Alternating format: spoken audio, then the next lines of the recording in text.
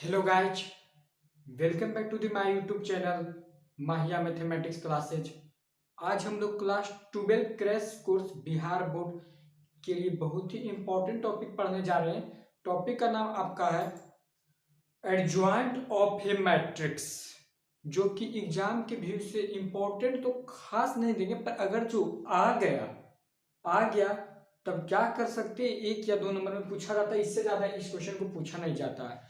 इसके बाद जो इनवर्स मैट्रिक्स पढ़ाएंगे वो एग्जाम के व्यू से बहुत ज्यादा इंपॉर्टेंट टॉपिक रहेगा सर, क्योंकि उससे क्वेश्चन हर बार बिहार बोर्ड पूछता ही है। इसलिए सबसे पहले देखते हैं एडजॉइंट ऑफ मैट्रिक्स किसे कहते हैं। What is adjoint of a matrix, यानी कि आव्यूह, क्या बोले, आव्यूह का सत्यखंडज, क्या बोले, आव्यूह का सहखंडज। आव्यूह का सहखंडज किसे कहते हैं? कोई ए एक आपका स्क्वायर मैट्रिक्स है। अब ए नहीं बोलेगा स्क्वायर मैट्रिक्स किसे कहते हैं, जो कि जिसका रो और कॉलम बराबर होगा उसी को वर्ग आव्यूह कहते हैं sir. Of order n and aij is the cofactor of aij। aij का मतलब क्या हुआ है ना, aij का मतलब स्मॉल एलिमेंट में जो हम लिखते थे aij, कोई ए का मैट्रिक्स है जो कि aij, इसी का कोई फैक्टर होगा, इसी का क्या होगा, कोई फैक्टर होगा। अगेन लेट भी कोई स्क्वायर मैट्रिक्स लेते हैं जिसका aij है और मैट्रिक्स क्या है, स्क्वायर, यानी कि वर्ग आव्यूह में। अभी ध्यान से सुनिएगा, बहुत ही इंपॉर्टेंट बात बताने वाले हैं। इस कंसेप्ट पे नहीं जाइए, हम जब उदाहरण लेंगे ना अपने आप ही आपको बारीकी से समझ में आ जाएगा। तो अब देखते हैं, हम बोले कि the transpose of matrix B is known as adjoint of matrix A. कोई ए मैट्रिक्स लेते, जैसे कि एग्जांपल में देखिए, पॉइंट से बढ़िया समझना, एक उदाहरण लेके समझते हैं ना तो बहुत ही आसानी से कोई भी क्वेश्चन को समझा जा सकता है। जैसे कि एडजॉइंट का मतलब यही करना है ना, कोई ए मैट्रिक्स रहेगा, उस मैट्रिक्स का कोफैक्टर सहखंड निकाल लीजिए, सारा कोफैक्टर निकाल लीजिए, उसके बाद उसका ट्रांसपोज कर लीजिएगा, यही आपका एडजॉइंट ऑफ मैट्रिक्स निकल जाएगा। बस यही बताना चाहता है ये 4 लाइन, और कुछ भी नहीं बताना चाहता है आपको। तो एग्जाम्पल ए आपका ले लेते हैं, कोई ए मैट्रिक्स आपका गिवन है 1 2 3 4। क्या कहें, इस मैट्रिक्स का सबसे पहले सहखंड निकाल लेते हैं, यानी कि कोफैक्टर निकाल लेते हैं। अब बोलिए कोफैक्टर निकालने में तो हम लोग पहले से बहुत ज्यादा होशियार थे। तो देखिए कोफैक्टर कैसे निकलेगा, चारों का कोफैक्टर निकाल लेते हैं, यानी कि कोफैक्टर ऑफ 1, कोफैक्टर ऑफ 1 निकाल लीजिएगा, तब क्या होगा, 1 का कोफैक्टर क्या होगा, इधर छोड़ेंगे और इधर छोड़ेंगे, मतलब रो वाला इसके सामने वाला छोड़ते हैं। कोफैक्टर मतलब यही होता है जी, रो और कॉलम को छोड़ देंगे। 1 है तो इसके सामने और इसके सामने 3, दोनों को छोड़ देंगे, क्या बचेगा, 4 बचेगा सर।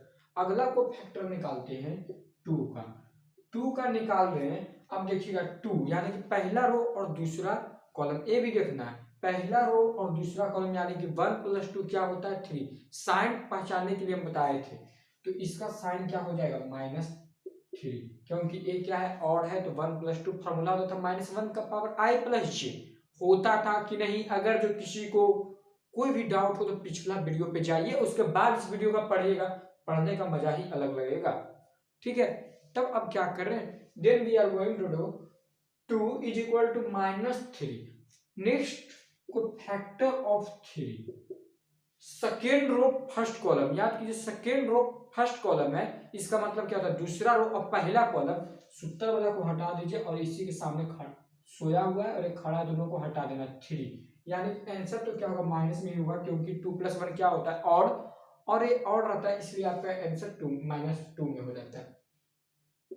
कोफैक्टर ऑफ 4 निकालते हैं, कोफैक्टर ऑफ 4 निकालेंगे सर, तब इसको छोड़िएगा और इसको छोड़िएगा, तब आंसर क्या हो जाएगा, और दूसरा रो दूसरा कॉलम है, दूसरा रो दूसरा कॉलम है, तब यानी कि आंसर क्या हो जाएगा, 1। अब इसी को मैट्रिक्स में लिख देना, यानी कि कोई बी मैट्रिक्स मान लीजिए, लेट बी, जो कि बी आपका गिवन है 4 - 3 - 2 और 1 आया है, ये तो आपका ए था, कोई बी ही ना मैट्रिक्स मानेंगे जी, कोई बी मैट्रिक्स माने। और देखिए 4 - 3 - 2 1 आ गया है, इतना आ गया, बस बस बस बस इतना ही, इतना ही। अब आगे क्या करेंगे, इसका सिर्फ और सिर्फ ट्रांसपोज कर दीजिए, यानी कि सूत्र के खड़ा कर देंगे और खड़ा के सुता देंगे, यही ना पता है, ट्रांसपोज का मतलब यही होता है, सूत्र को खड़ा करना, यानी कि 4-3 था, इसको ऐसे ही कर देते, ट्रांसपोज इसका कर देते, बी मैट्रिक्स का ट्रांसपोज करेंगे, यानी कि बी ट्रांसपोज। रो में है, रो को कॉलम में बदल दीजिए, सूत्र को खड़ा कर दीजिए, 4-3 तो यहाँ 4-3 हो जाएगा, आपका -2 1 है तो ए क्या हो जाएगा, -2 1। यही आपका आंसर हो जाएगा। बस इतना ही करना था, जो कि बिल्कुल आसान सवाल लग रहा होगा आप लोगों को, बिल्कुल आसान सवाल, आसानी से एक क्वेश्चन को कर सकते हैं आप लोग।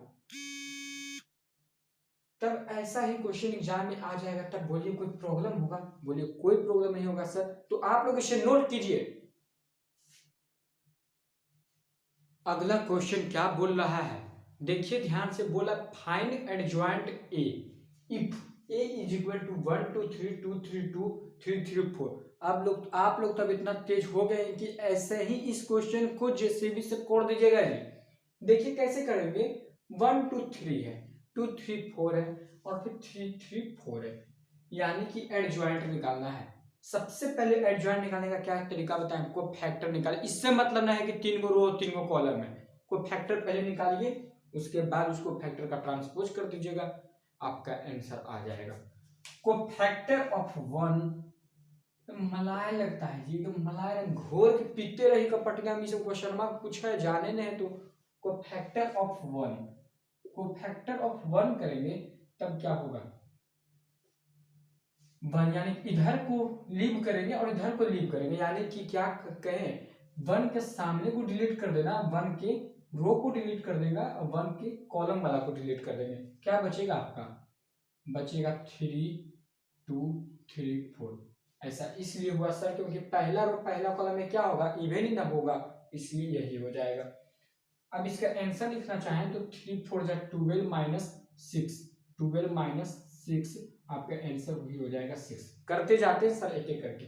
को फैक्टर ऑफ 2, यानी कि पहला रो और दूसरा कॉलम, उसके सामने कॉलम को डिलीट करना है, उसी के सामने रो को डिलीट कर देंगे, जो 2 के सामने रहेगा उसी के सामने जो अंक लग हो वही अंकवा के सामने करना है। तो 2 के सामने ले रहे, ए डिलीट करेंगे, ए डिलीट करेंगे, क्या बचेगा 2 2 3 4, 2 4 जा क्या हो जाएगा जी 8 हो जाएगा ना, और 3 2 जा 6, यानी कि -2 हो जाएगा। यहाँ तो कोई दिक्कत, बोलिए कोई दिक्कत नहीं। अब देखिए एकदम दिलवा गार्डन गार्डन कर देंगे सबको। को फैक्टर ऑफ 3, लग रहा होगा मलाई 3 है, इसके सामने कॉलम को हटाना है, इसी के सामने रो को हटाना है, क्या बचेगा 2 3 3, 2 3 जा 6 और 3 3 जा 9, आंसर क्या हो जाएगा -3। अब देखिए को फैक्टर ऑफ 2, ये सब खिलवाड़ कर रहा है जी, बिहार बोर्ड वाला क्वेश्चन पे खाली खिलवाड़ के लिए रहता है और कुछ रहता ही नहीं है। को फैक्टर ऑफ 2 पूछा, रो का हटा दे और सामने कॉलम में के हटा दे, तो क्या बचेगा 2 3 3 4, 2 3 3 4, 2 4 जा 8, 3 3 जा 9, आंसर हो जाएगा -1।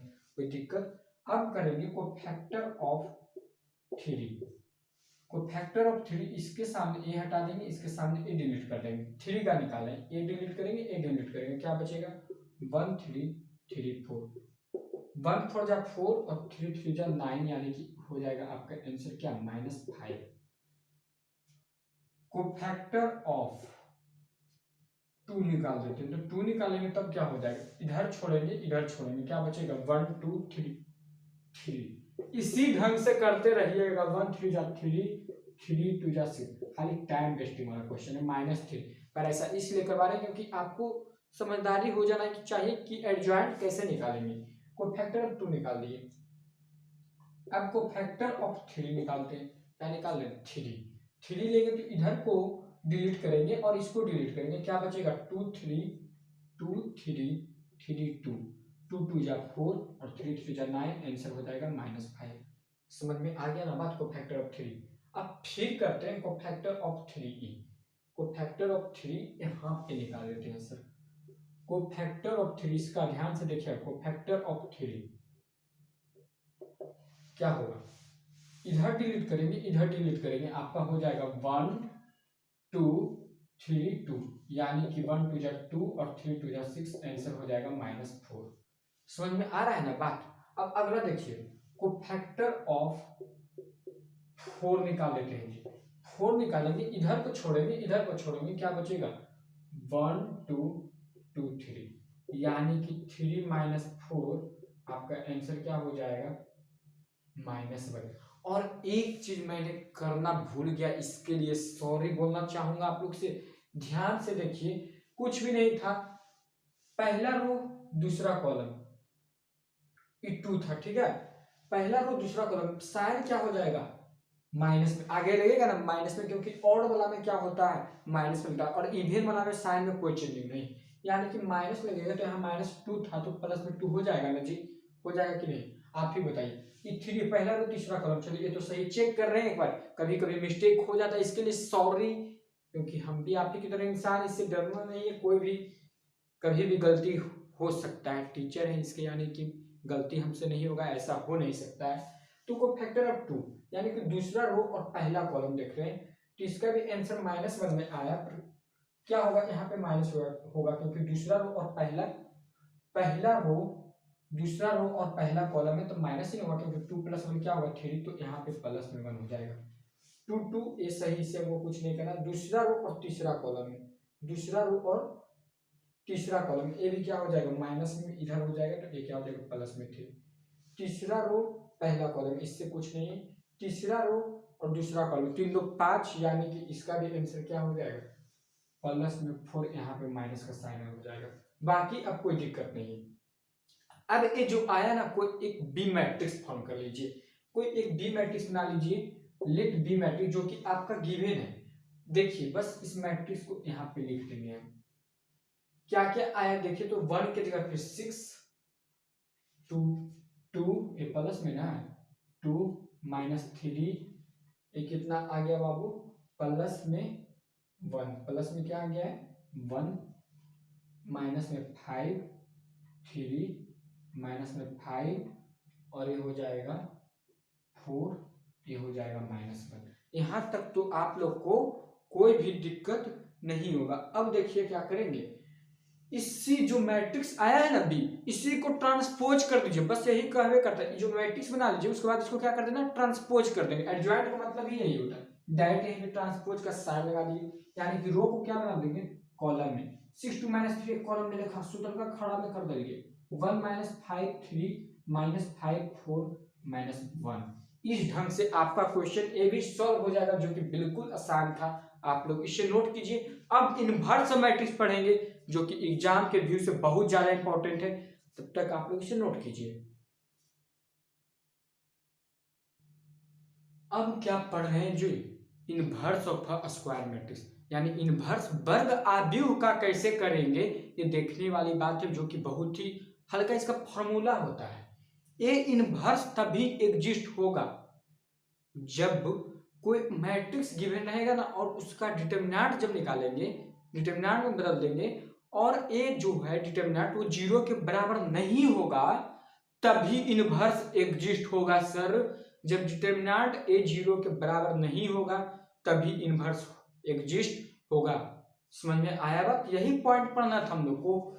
तो let A be a square matrix of n order, inverse of matrix A inverse is equal to adjoint A, formula क्या होता है एडजॉइंट ए डिटरमिनेंट ए, जो आएगा डिटरमिनेंट ए का वैल्यू उसको डिवाइड में कर दीजिएगा, और एडजॉइंट ए जो निकालने सिखाया थी इसके जस्ट पहले, वही एडजॉइंट ए निकालना है, वैसे ही प्रोसेस करके उसके बाद डिवाइड में क्या कर दीजिएगा डिटरमिनेंट ए, जब जो कि डिटरमिनेंट ए कभी निकलेगा, इनवर्स एग्जिस्ट कब होगा, जब डिटरमिनेंट ए 0 के बराबर नहीं होगा सर। तो आपका पहला एक पॉइंट लिखे हम, if A determinant is equal to 0 then matrix A is said to be a singular matrix. जब डिटरमिनेंट ए 0 के बराबर होगा तब वैसा मैट्रिक्स को क्या कहेंगे सिंगुलर मैट्रिक्स, और अगर जो कोई डिटरमिनेंट 0 के बराबर नहीं है तो उस मैट्रिक्स को कहेंगे नॉन सिंगुलर मैट्रिक्स, यानी कि इनवर्स तभी एग्जिस्ट होगा जब आपका मैट्रिक्स वो नॉन सिंगुलर रहेगा। अब एक एग्जांपल लेते हैं, क्योंकि यहाँ पे स्पेस कम है और बनेगा ज्यादा स्पेस में, इसलिए आप लोग इसे नोट कर लीजिए इस पॉइंट को, और कॉपी पे लिख के रख लीजिए इसको, उसके बाद ही क्वेश्चन कीजिएगा। अब हम करवा रहे हैं, ठीक है, आप लोग इसे नोट कीजिए। Find inverse of matrix, question लिख दिए 2 5 -3 1 है, इसको क्या दिया, स्क्वायर मैट्रिक्स में दिया, उसको सबसे पहले किस में चेंज करेंगे, डिटरमिनेंट, यानी इसको लिखना पड़ेगा determinant A is equal to 2 5 minus 3 1। अब तो डिटरमिनेंट निकालना जानते ही है आप लोग, 2 से 1 को मल्टीप्लाई कर लीजिए, एकदम बोलिए कि सब जसविया से कोड़िए देंगे सर। 2 से 1 को मल्टीप्लाई करेंगे तो क्या होगा 2, और माइनस माइनस क्या हो जाएगा प्लस, तो 3 5 जा 15, यानी कि आंसर 17, जो कि 0 के बराबर नहीं है। यानी कि यहां से पता चल गया है कि इनवर्स एग्जिस्ट होगा, ये इनवर्स एग्जिस्ट, ये तो ठीक है। अब क्या करना है, कोफैक्टर निकाल लीजिए, कोफैक्टर निकाल लीजिए, क्योंकि इसके बाद इनवर्स का फॉर्मूला ही होता है ए इनवर्स का, एडजॉइंट ए डिटरमिनेंट में ए निकालना है, तो कोफैक्टर निकालेंगे तभी ना एडजॉइंट निकलेगा। तो सबसे पहले कोफैक्टर, कोफैक्टर ऑफ 2 क्या होगा बाबू, पहला रो और पहला कॉलम है, तो इसका इधर वाले रो को सामने वाले को डिलीट करेगा और इसके सामने वाले कॉलम को डिलीट करेंगे, यानी कि आपका आंसर हो जाएगा 1। कोफैक्टर ऑफ 5, पहला रो और दूसरा कॉलम है, ध्यान से देखिए, पहला रो और दूसरा कॉलम, यानी कि माइनस में तो होगा ही, माइनस में तो होगा ही, क्योंकि पहला रो और दूसरा कॉलम में 1 + 2 3, -1 का पावर 1 + 2 फॉर्मूला होता था कोफैक्टर का, हम लोग जानते थे, तब ये माइनस लगा देंगे, और -3 पहले से है, यानी कि प्लस में हो जाएगा 3। अब कोफैक्टर ऑफ -3 निकालते हैं, ये है दूसरा रो और पहला कॉलम, ये भी माइनस में होगा जी, तो ये क्या हो जाएगा -5। कोफैक्टर ऑफ 1, यानी कि दूसरा रो दूसरा कॉलम, इधर वाला को डिलीट करेंगे, इधर वाला को डिलीट करेंगे, क्या बचेगा 2। अब इसको क्या कर लीजिए, एक बी मैट्रिक्स मान लीजिए, लेट बी ए मैट्रिक्स, अब ये आपका क्या हो जाएगा 1 3 -5 2। इसका क्या कर देना है, ट्रांसपोज कर दीजिए, सूत्र लगा के खड़ा कर देंगे, यानी कि 1 3 -5 2, ये आपका क्या निकल गया, एडजॉइंट निकल गया। क्या निकल गया जी, एडजॉइंट। फॉर्मूला क्या कहता था, A inverse is equal to adjoint A determinant A, तो एडजॉइंट ए क्या निकला आपका 1 3 -5 2। अब इतना कर सकते हैं, डिटरमिनेंट ए यानी कि 1/17, यही आपका क्या हो जाएगा, इनवर्स का आंसर यही ना आएगा 1/17। इसमें डिवाइड करना, डिवाइड कर सकते हैं, तो यही था क्वेश्चन, आप लोग इसे नोट कीजिए। इनवर्स भी सीख ही गए होंगे, बहुत ही आसान था, सिर्फ फॉर्मूला याद रखिए, बाकी काम तो हो ही जाएगा, ठीक है, आप लोग इसे नोट कीजिए। आइए एक बिहार बोर्ड में पूछा गया प्रश्न आपके सामने लाते, जो कि इनवर्सी पे है, जो कि ध्यान से देख लीजिए इस क्वेश्चन को, बहुत ही इजी क्वेश्चन। अब देखिए कैसे बनाएंगे इस क्वेश्चन को। अगर जो if A is equal to दे दिया है 1 0 0 1, देन ऑप्शन में दे दिया है A inverse exist, B determinant A is equal to 0, और C A inverse does not exist.